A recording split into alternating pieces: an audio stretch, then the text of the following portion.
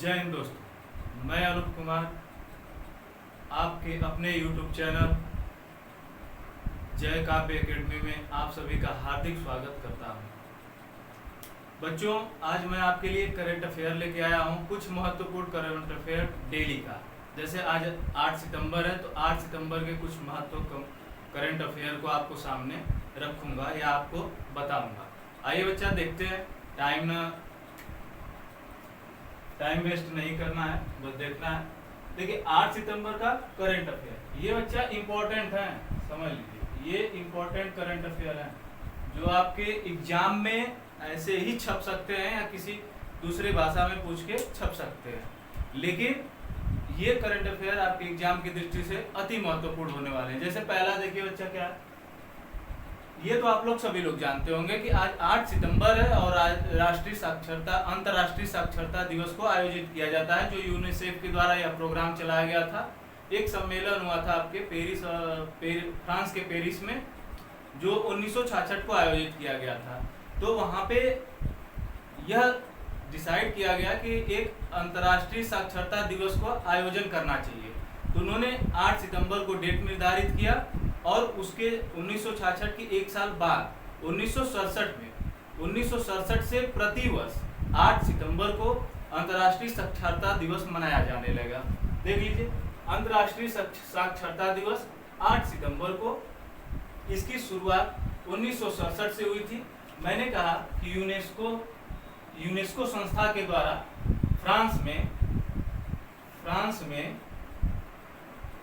France के Paris में सम्मेलन हुआ था, जो कि 1966 में हुआ था। मैंने अभी बताया कि 1966 में जो सम्मेलन हुआ था उसमें यह रणनीति बनाई गई कि प्रत्येक वर्ष हम 8 सितंबर को अंतर्राष्ट्रीय साक्षरता दिवस मनाएंगे, जिसका आयोजन अगले साल से किया गया। तो 1967 से इसकी शुरुआत हुई यूनेस्को के द्वारा। देखिए बच्चा, दूसरा सबसे इंपॉर्टेंट क्वेश्चन क्या है, 22वें दुबई ओपन शतरंज टूर्नामेंट को किसने जीता है? तो वह अरविंद चिदम्बरम है। कौन जीता है बच्चा? अरविंद चिदम्बरम ने क्या किया, इस खिताब को जीता। ठीक है, अगला करंट अफेयर क्या है, अगला पॉइंट क्या है? देखिए ये एकदम एग्जाम में छपने वाला क्वेश्चन है बच्चा, पीएम श्री योजना। ठीक है, पीएम श्री योजना का क्या मतलब है कि ये प्राथमिक विद्यालय का व्यवस्थीकरण या आधुनिकीकरण करने के लिए इस योजना की शुरुआत की गई। हमारे देश के भारत के 14,500 स्कूलों को विकसित करने का इसको लक्ष्य रखा गया है। इसका लक्ष्य जो है बच्चा, ये 14,500 स्कूलों को विकसित करना है आधुनिकता से। प्रत्येक जिले के एक ब्लॉक के 2 स्कूलों को विकसित करना है। इसमें भी है कि मतलब हर जिले में एक ब्लॉक से 2 स्कूलों को चुनना है और उसको इस योजना के तहत विकसित करना है। इसकी देखिए बच्चा, पूरी लागत जो है 27,360 करोड़ आने वाली है, जो कि यह लागत राशि है जिसको खर्च करना है। उसका समय की अवधि क्या है? 2022 से 2027 तक। चलिए बच्चे, अगला क्या है? पहली नोजल वैक्सीन। देखिए, पहली नोजल वैक्सीन ये इंपॉर्टेंट है। भारत की जो ड्रग कंट्रोल करने वाली संस्था है, या जो किसी भी वैक्सीन को मान्यता देती है कि नहीं आप इस वैक्सीनेशन को आप लागू कर सकते हैं या चला सकते हैं, ये उम्मीदों पे खरे उतरने वाली है।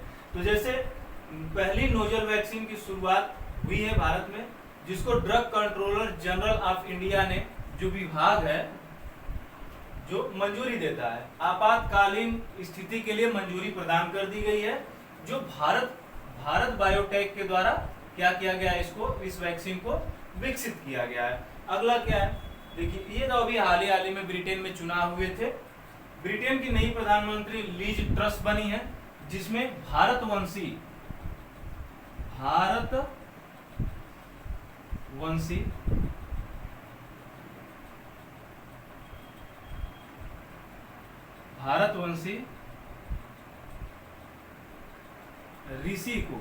भारतवंशी जो थे, इनके विपक्ष में ऋषि थे, उनको पराजित किया है और यह क्या बनी है, नई ब्रिटेन की प्रधानमंत्री बनी है।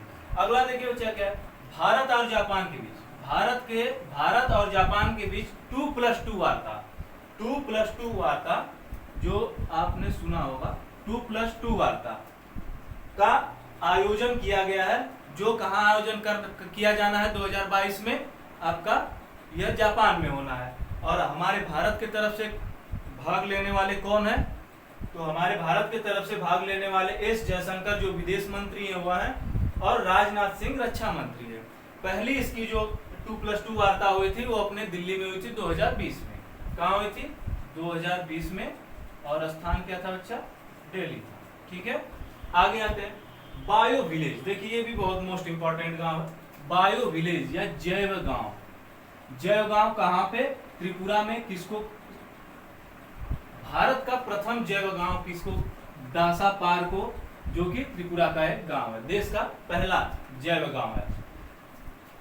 अगला है, भारत में पहली माउंटेन बाइसिकल प्रतियोगिता, मतलब पर्वतों पे या बर्फों में साइकिल चलाने वाली जो प्रतियोगिता का आयोजन प्रथम बार भारत में किया जा रहा है, जिसका आयोजन कहाँ किया जा रहा है? अच्छा, लेह के लद्दाख में।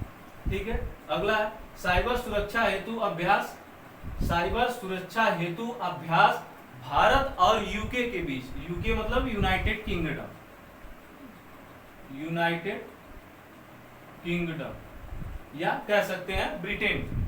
भारत और ब्रिटेन के बीच साइबर सुरक्षा हेतु एक अभ्यास किया जा रहा है। अगला है, भारत में शिक्षा को बेहतर बनाने के लिए, भारत में शिक्षा को और बेहतर बनाने के लिए जो यूएई और ब्रिटेन के साथ सहयोग स्थापित किया गया है, जो कि अंतर्राष्ट्रीय कैबिनेट बैठक में इसको भारत में लागू करने की या उनकी तकनीकी को लागू करने की बातें रखी गई हैं। किसके सहयोग से बच्चा? तो यूएई और ब्रिटेन के सहयोग से। अगला देखिए, टीबी मुक्त भारत के अभियान का प्रारंभ किया जाना है। ये किया नहीं गया है, अभी किया जाना है। उसकी डेट है 9 सितंबर 2022 से। उसकी शुरुआत कौन करेगा? तो राष्ट्रपति करेंगी, जो हमारी माननीय द्रौपदी मुर्मू जी हैं। उस योजना का नाम क्या होगा? पीएम टीबी मुक्त अभियान। क्या होगा बच्चा? पीएम टीबी मुक्त अभियान। इसके तहत इस योजना की शुरुआत की जाएगी। इसी योजना में एक पोर्टल लॉन्च किया जाएगा जिसका नाम होगा निक्षय पोर्टल 2.0, क्योंकि इससे पहले जो योजना चली थी उसमें निक्षय पोर्टल को जारी किया गया था। यह किसके लिए? टीबी रोगियों के लिए, ताकि उससे संबंधित कासन को देख सके। टीबी को समाप्त करने का लक्ष्य, जो टीबी को समाप्त करने का लक्ष्य निर्धारित किया गया है 2025 तक निर्धारित किया गया है। ये बच्चे टॉप 10-11 क्वेश्चन थे आपके करंट अफेयर के, जो आपकी परीक्षा की दृष्टि से बहुत ही महत्वपूर्ण है। इसको आप पढ़िए। मैं प्रत्येक दिन प्रयास करूंगा कि आप लोगों के सामने कुछ न कुछ चीज़ों को लाता रहूं। तो चलिए बच्चा, आज के लिए बस इतना ही है। धन्यवाद, थैंक यू। और मेरे चैनल को सब्सक्राइब करना ना भूलें। अगर वीडियो पसंद आता है तो उसको लाइक करें, और जो भी दिक्कतें हैं कमेंट बॉक्स में जरूर लिखें। जय हिंद दोस्तों।